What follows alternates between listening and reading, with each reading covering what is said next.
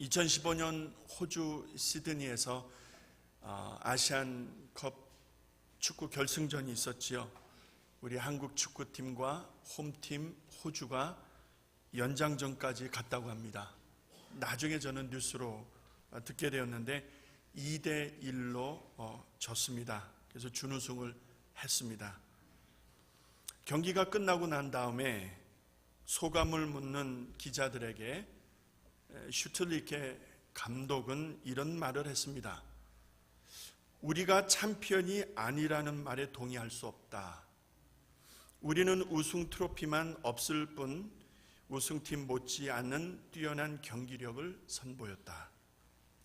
비록 2골을 실점했지만 정신력에서는 우리가 호주보다 더 앞섰다. 침착하게 대응하지 못한 2 실점은 아쉽지만 A매치 경험이 많지 않은 선수들인 만큼 앞으로 충분히 발전할 수 있을 것이라 믿는다. 그리고 나서 나는 가슴속에서부터 우러나는 할 말이 있다라고 영어로 말을 하고 그 주머니에서 메모지 하나를 꺼냅니다. 그리고는 한국어로 또박또박 읽어 내려갑니다. 대한민국 국민 여러분, 우리 선수들 자랑스러워해도 됩니다. 라는 말을 한 거예요. 한국말로 또박또박 했다고 합니다. 감독을 믿고 뛰어준 선수들, 그리고 선수들을 사랑하는 감독의 사랑, 이런 것들이 어우러진 결실이라고 생각을 하게 되었습니다. 왜 이 부분이 중요하냐면, 여러분, 이 감독이 한국 축구를 이끌던 때를 여러분 생각하셔야 됩니다. 그때가 어느 때냐면 지난 6월 7월 브라질에서 월드컵이 있었죠. 그 월드컵에서 한국 축구 대표팀이 졸전의 졸전을 거듭했습니다. 그래서 국민적 여론이 아주 안 좋았습니다. 그 질타가 참 대단했습니다. 귀국하는 선수들 맞이하는 공항에서 현수막이 내걸렸는데 여러분 뭐라고 써졌는지 아십니까? 기억하십니까? 저는 그것을 보고 너무 놀랐습니다. 참 한국 사람들은 다혈질이 맞다. 못하면은 못하는 대로 격려하고 기다려줘야 되는데 그 플랜카드에 뭐라고 써졌냐면 한국 축구 죽었다. 너무나 잔인하더라고요. 너무나 극단적이더라고요.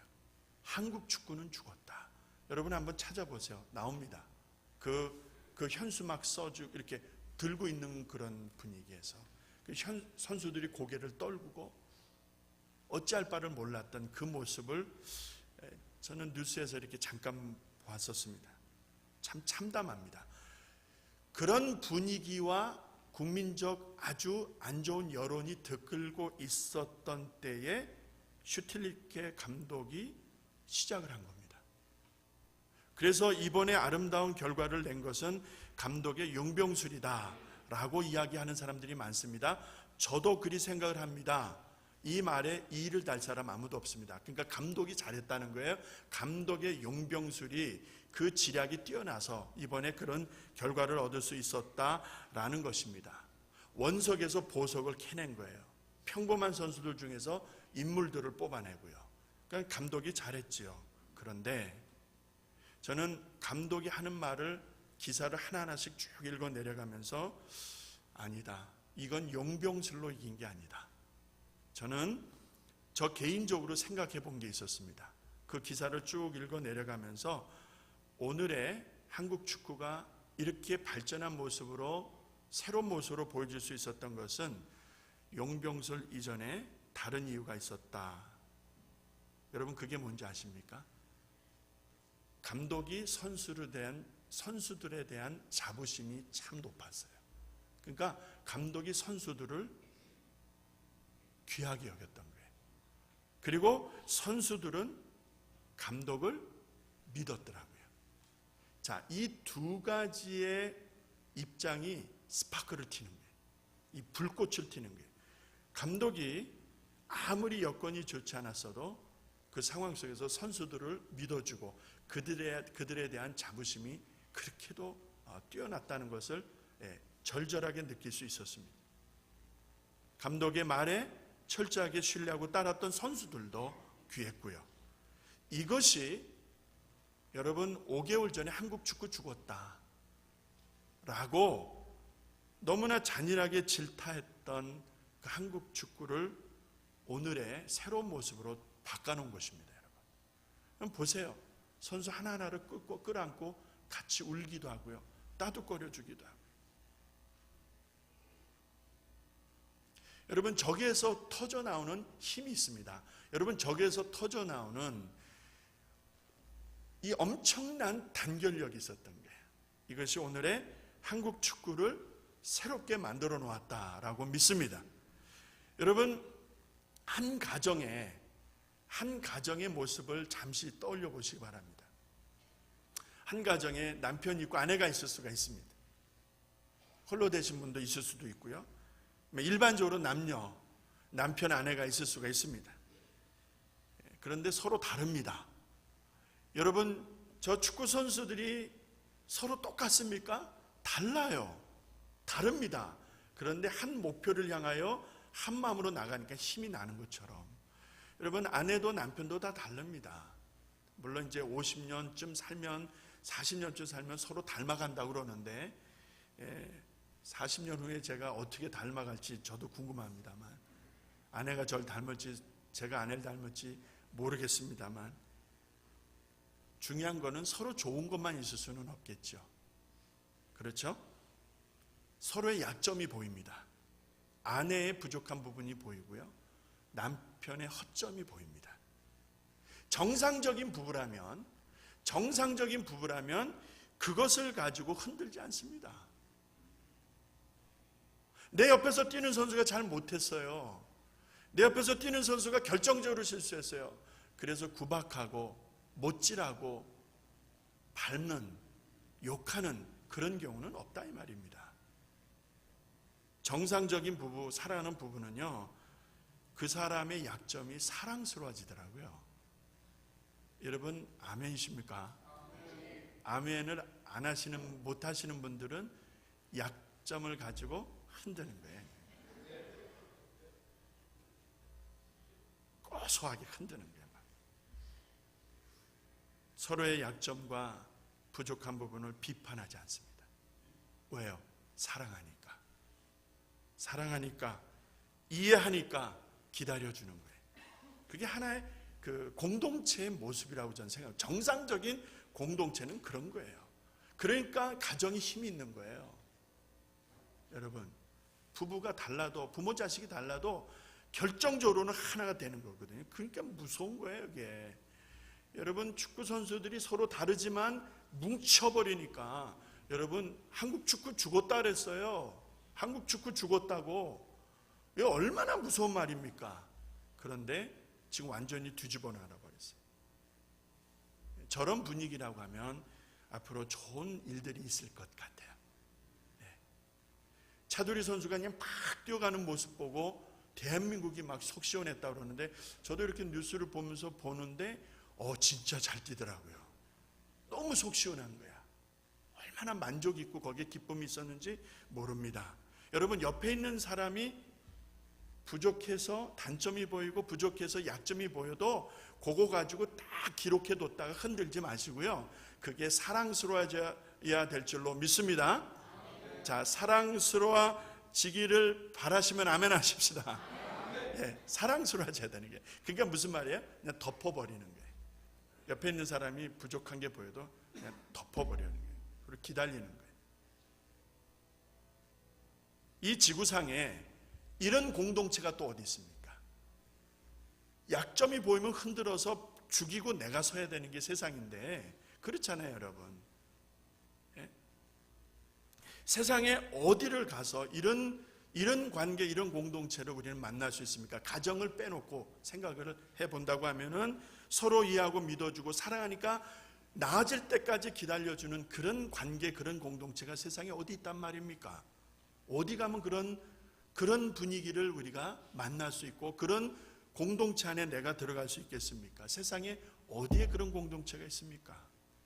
아무리 생각해 보아도 교회밖에는 없습니다. 교회는 본질적으로 그런 곳입니다. 교회가 무엇입니까? 잠시 생각해 보십시다. 교회는 주님의 것이다. 저는 이렇게 말문을 열고 싶습니다. 교회는 주님의 소유다. 교회는 주님의 것이다. 오너십이 내게 있지 않고 당회에 있지 않고 우리들에게 있지 않고 오너십이 누구에게 있다? 주님께 있다. 믿으시면 아멘 하십시다. 주님의 것입니다. 주는 그리스도시요 살아계신 하나님의 아들이십니다 라고 신앙 고백하는 사람들의 그 믿음을 기초로 해서 내가 내 교회를 세울 것인데 주님이 직접 말씀하셨어요. 그렇다면 주인은 분명해집니다. 주님이십니다. 성도들의 신앙 고백을 귀히 여기시고 그 신앙 고백을 터전으로 삼아서 주님이 직접 교회를 세우시겠다라고 말씀을 하고 계십니다. 그런데 현실은 그렇지 않습니다. 분명 이것이 원칙이고 성경이 말씀하고 있는 변함없는 진리인데도 불구하고 현실은 그렇지가 않습니다. 사람들이 주인합니다. 내가 주인이요. 내 명이 아니면 내 뜻이 아니면 안 되는 것입니다. 여러분 그렇습니다. 현실은 그렇습니다. 사람들이 주인이라고 하는 자리에 있는 것입니다. 주인 행세를 하는 것입니다. 여러분 장로교회니까 장로가 교회의 주인이라고 주장을 합니다. 맞습니까? 틀립니까? 장로교회인데 집사님. 그런데 진짜 이런 일이 있습니다. 여러분 아시죠? 진짜 이런 일이 있습니다. 웃지만은 이게 현실인데 어찌하겠습니까?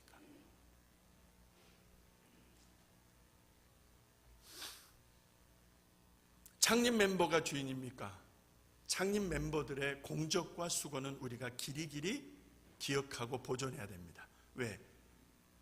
교회를 세우신 분들이니까 하나님 앞에 쓰임받아서 그 일에 대한 그 수고에 대한 감사는 우리가 잊지 말아야 되는데 여러분 거기에서 세를 갖습니다. 힘을 갖는 거예요. 그래서 창립 멤버가 큰 소리 치는 교회들이 있습니다. 그럴 수도 없지만 그래서도 안 됩니다. 장로보다는 목사가 조금 더 높으니까 목사가 주인 노릇하는 교회도 적지 않습니다. 주식회사의 CEO로 행사하는 목사들이 참 많습니다. 그래서 자기 마음대로 합니다. 교회 헌금도 교회 재정도 자기 마음대로 주물어 버립니다.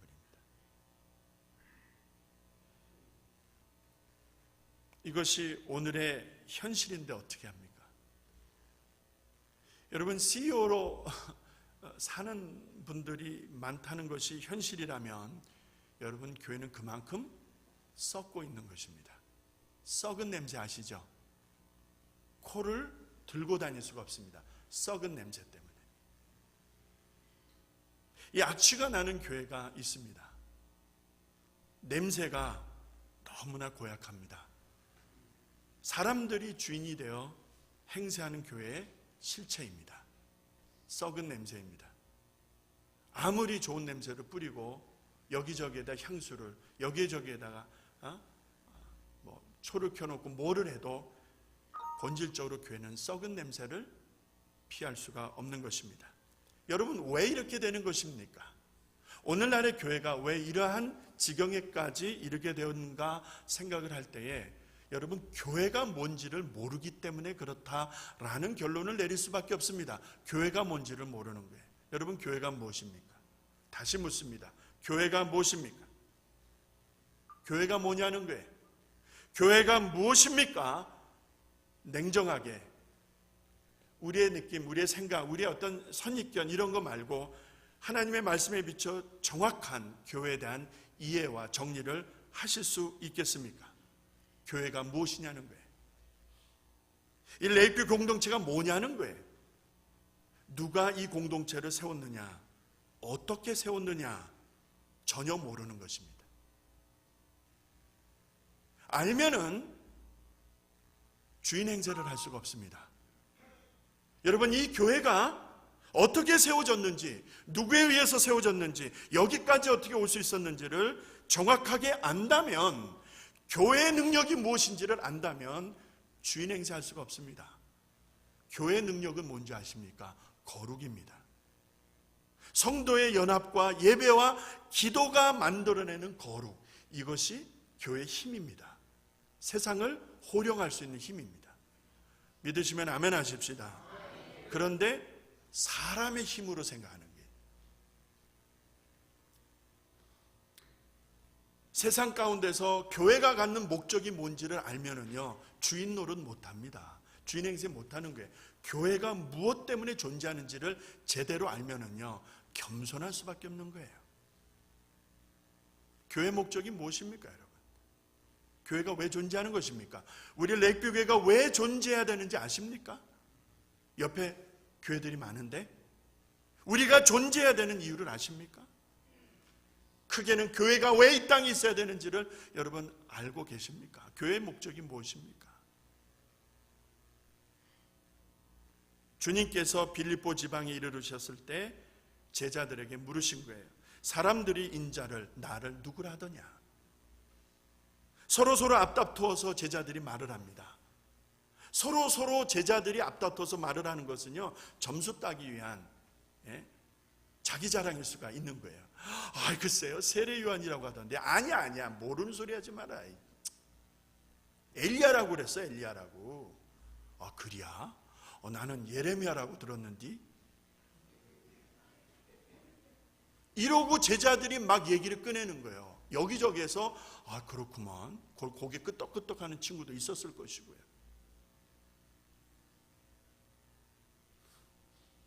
조용히 해봐, 선지자 중에 하나라고 그랬어. 참말? 이러고 막 분위기가 그런 분위기였습니다. 여러분 잘 보셔야 돼요.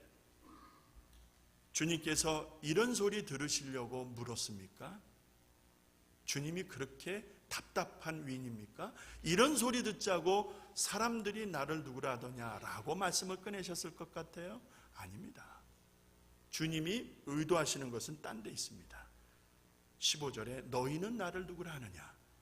이 질문을 걸기 위해서, 이 질문을 제자들의 심장에 꽂아버리기 위해서 예수님께서 말씀을 열어놓으신 거예요. 사람들이 나를 누구라 하더냐? 서로 잘난 체하는 것이죠. 잘난 체.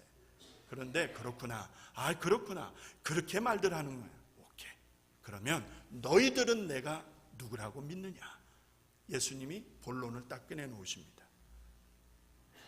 사람들이 하는 말에 대해서는 앞다투어서 입에 담습니다. 세례 요한이라고, 엘리야라고, 예레미야라고, 선지자 중에 하나라고 말합니다라고 앞다투어서 말하던 제자들이 입 다물고 눈치만 보고 분위기가 이상하게 흘러갑니다.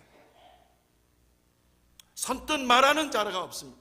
선뜻 나서서 주님은 이러이러한 분입니다 라고 말하는 사람이, 제자가 없다 이 말입니다. 서로 눈치만 보고 있습니다.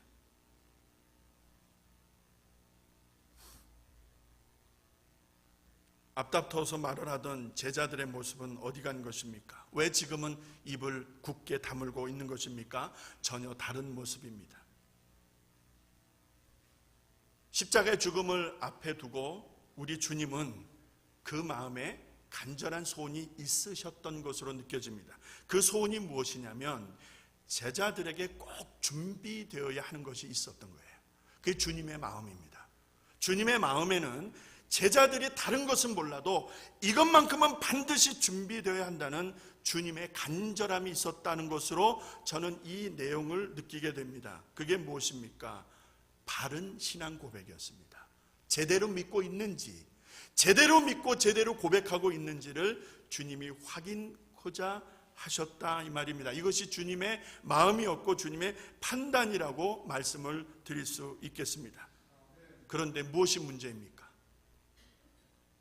사람들의 소리가 아니라, 사람들이 뭐라고 하는 그거에 대한 평가가 아니라, 제자들이 지금 3년여 세월 주님과 함께 동고동락해오고 있는 이 제자들이 주님의 질문에, 주님의 물음에 어떤 답을 하는지, 무엇을 생각하고 어떻게 저들이 확신하고 있었는지 그것이 중요했던 일입니다. 여기서 하나 질문을 드리고 넘어갑니다. 제자가 무엇입니까? 제자가 무엇입니까? 왜 제자라는 말을 씁니까? 아니면 따르는 사람, followers. 왜 이런 말을 써야 되는 것입니까? 어떤 기준에 따라 제자가 제자 될 수 있는 것입니까? 그냥 예수님과 함께 있으면 되는 거 아니에요? 여러분, 예수님과 함께 있는 많은 사람들을 성경은 군중이라고 이야기합니다. 군중 혹은 무리들. 수많은 사람들이 예수님을 겹겹이 옹이하고 따르지만은 성경은 그들을 무리들이라고 이야기하는 것 여러분 잘 보셔야 됩니다. 이거는 믿음의 관계가 아니라는 것입니다. 주님과 그 심령 하나하나가 서로 신뢰하고 서로 알고 서로 믿고 서로에 대한 자부심 있고 서로에 대한 신뢰가 있는 그런 관계가 아니라는 것입니다. 그래서 성경은 군중이라고 말을 하고 무리들이라고 말을 합니다. 그렇다면 누가 제자이냐는 거예요. 누가? 제자의 기준은 뭐가 제자의 기준인가? 무리들과 제자가 구별될 수밖에 없다면 결정적인 기준이 있지 않겠습니까? 그게 뭐냐는 게 대충 무리들 가운데 섞여서 다니면 되는데 여러분 제자라고 하는 이 말에 분명한 기준이 따라온다라고 한다면 여러분 군중과 무리와 제자가 구분되어지는 그것이 뭐냐는 거예요. 오늘 주님께서 너희는 나를 누구라 하느냐 묻고 계시잖아요. 너희는 내가 누구라고 믿고 있느냐라는 그 질문을 여러분의 마음속에 새기셔야 됩니다. 우리의 마음속에, 내 마음속에 새겨야 되는 것입니다. 주님이 묻고 계시는 이 질문 뭐냐는 거예요. 너희는 나를 누구라 하느냐? 너는 내가 누구라고 믿고 있느냐? 여러분 믿지 않은데 적당히 돌려 칠 수 있을까요? 믿지 않은데 모르는데 정리가 안 됐는데 예수님을 적당히 거짓말해서 속일 수 있을까요?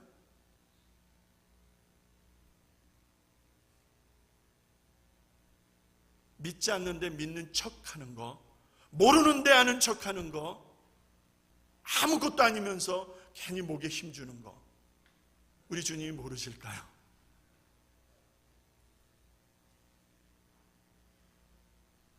그 속임을 구분하지 못하는 주님이 아니시잖아요. 주님이 어떤 분이십니까? 이 예수라는 분은 도대체 어떤 분입니까? 오늘 내게 어떤 분이십니까? 여러분 찬송가 94장에 주님에 대한 신앙 고백이 나오는데 우리 찬송가 94장 1절과 4절만 할 것입니다. 근데 잘 들어보세요 여러분. 도대체 그분이 누구냐는 거예요 여러분. 예수가 누구냐는 거예요. 옆에서 말하고 저 사람들이 이야기하는 것 말고 오늘 삶의 현장에서 내가 경험하는 예수, 우리가 믿고 따르는 예수, 확실한 신앙 고백이 있느냐는 거예요. 여러분 이것이 중요합니다. 이것이 군중과 무리와 제자를 가르는 냉정한 기준이 되는 것이요. 주님께 대한 신앙 고백이 없다면 여러분 따르는 무리들, 따르는 군중의 한 사람이 될 수밖에 없는 것입니다. 그것이 냉정한 하나님의 말씀에 비춘 기준입니다. 우리 찬송가 94장 1절과 4절만 하겠습니다. 우리 함께 찬송하겠습니다. 예수님은 누구신가? 우는 자의 위로와 없는 자의 풍성이며 전한 자의 높음과 잡힌 자의 노임 되고 우리 기쁨 되시네. 예수님은 누구신가? 머리와 만국인의 구주시며 모든 왕의 왕이요 심판하실 주님 되고 우리 영광 되시 만국인의 구주시라. 할렐루야. 모든 나라와 족속의 구주가 되신다. 예수가 누구냐는 거예요. 그분이 누구냐는 거예요. 그분이 오늘 내게 누구냐는 거예요. 여러분, 내가 그분을 뭐라고 고백하느냐, 여러분, 이것이 중요한 거라. 이것이 없으면 나도 따르는 무리 중에, 군중 중에 하나, 그 전밖에는 못 찍을 것이며, 내가 오늘 그리스도이신 예수를 향하여 확실한 신앙 고백과 생명적 관계를 갖는다면, 주님을 생각할 때 너무나 좋아서 예배하고 기도하고 찬송하고 헌신하고 봉사하는 성도의 삶을 살아간다면, 부족하더라도 그는 제자의 삶을 사는 인생이라 말씀드릴 수 있을 것입니다. 빌립보 지방에서 예수님이 제자들에게 물으셨던 그 질문이, 여러분, 역사적으로 그때 그런 일이 있었대라고 생각하시면은 이거는 역사책으로 끝날 것이고, 그런 일이 있었대, 성경적 지식만 들어가게 될 것이요. 그런데 오늘 이 말씀이 우리에게 주시는 하나님의 음성인 줄로 믿습니다. 너는 나를 누구라고 믿느냐? 누구라고 생각하느냐?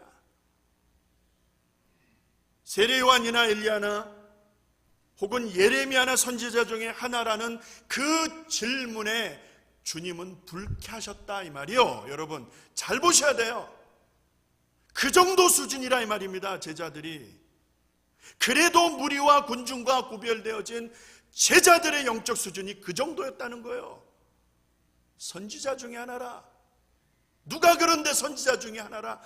아니요, 그게 아니요. 예레미야라고 하던데, 지들끼리 싸우는 거예요. 지들끼리 지금. 그런데 그 수준이 그것밖에는 안 되는 거예요. 우리 주님이 얼마나 불쾌하셨을까. 만국인의 구주시요 모든 왕의 왕이시고 심판하실 분이다. 이것이 천지가 아는 것이고 하늘이 아는 것이고 땅이 아는 것인데, 제자들이 그것을 모르는 거야. 그 여러 날 동고동락하면서도, 그 눈빛을 보면서도, 예수님의 심장이 뛰는 소리를 들으면서도 제자들은 몰랐던 것이요. 바로 그때입니다.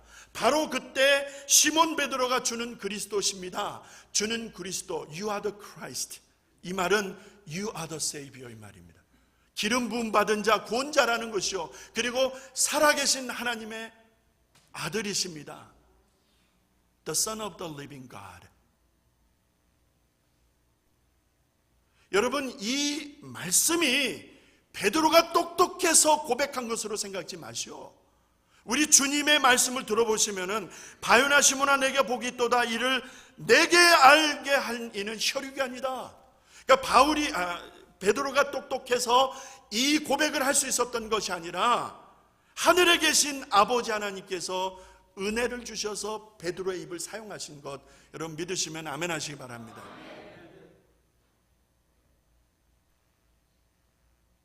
베드로가 잘나서가 이렇게 할 수 있었던 것이 아니라 하나님의 은혜라는 거예요.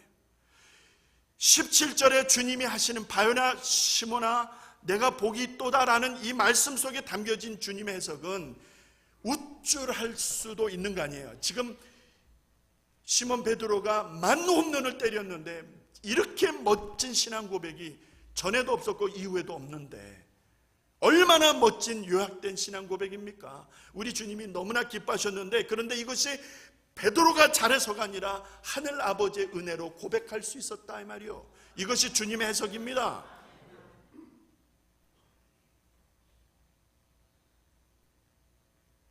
군중이나 무리는 그때그때 분위기 봐서 이리 쏠리고 저리 쏠립니다. 이쪽에 힘이 있을 것 같으면 이쪽으로 가버립니다. 저쪽에 힘이 있을 것 같고 저쪽에 소망이 있을 것 같으면 저쪽으로 가버립니다. 뒤도 안 돌아다보고. 그게 무리들입니다. 그런데 제자는 주님이 가신 그 길을 따르는 사람들입니다. 베드로가 잘나서 신앙 고백한 것이라고 하면은 여러분 대단히 위험한 상황입니다. 많은 사람들 앞에서 여러분 드러내놓고 베드로가 고백을 했으니 이 얼마나 여러분 그렇잖아요. 주님이 기뻐하고 주님이 인정하는 기가 막힌 신앙 고백이었는데 베드로가 한없이 올라갈 수 있는 절호의 기회가 아니었겠습니까? 그런데 우리 주님께서 딱 치시는 거예요. No, 이건 네가 잘해서 한 것이 아니야. 칭찬은 하시지만은 이것은 내가 잘해서가 아니라 하늘 아버지의 은혜라는 것입니다. 주님이 나의 구주이심을 믿습니까? 주님이 전능하신 하나님의 아들이신 것을 여러분 믿으십니까? 그 믿음이 있을 때 교회가 세워지는 것이요. 여러분 교회의 본질은 그런 것이야. 교회의 본질은 하나님과 나와의 관계에서 시작되는 것이요. 주님이 우리의 왕이시고 교회의 머리이시다 라고 하는 주님께 대한 신앙 고백, 그 믿음의 고백이 있는 무리들이 모였을 때를 교회라고 하는 것입니다. 교회는 그런 것입니다. 그래서 앞서 서두에 말씀드린 대로 교회는 주님의 것이라고 말씀드렸고 주님이 세우신다라고 말씀을 드린 바 있습니다. 38년 된 레이크뷰 교회입니다. 올해로서 38년 된 거예요. 여러분 38년 된 병자 이야기 아시죠? 고침받는 해가 될 줄로 믿습니다. 뭐 그런 생각 갑자기 드네.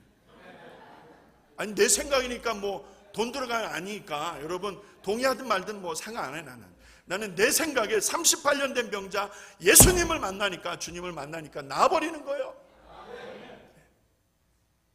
38년 된 레이크뷰 공동체, 이 교회의 기초는 뭐냐는 게 도대체, 이 교회의 파운데이션은 뭐였었냐는 거예요. 이 교회가 여기까지 올 수 있었던 힘은 무엇이었느냐는 거예요. 누가 잘해서 여기까지 왔습니까? 전라도 사람들이 뭉친 끈끈한 정 때문입니까? 사람들이 얘기하더라고요. 전라도 분들이 모이는 교회라고.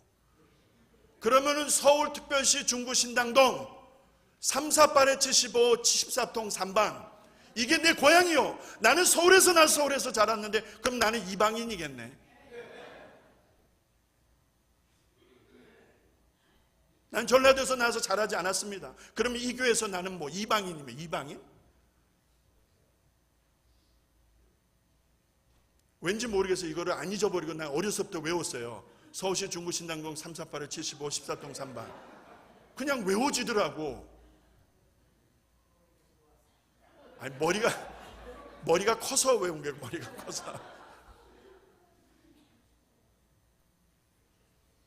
교회는 주님이 세우시고 주님이 이끌어 가십니다.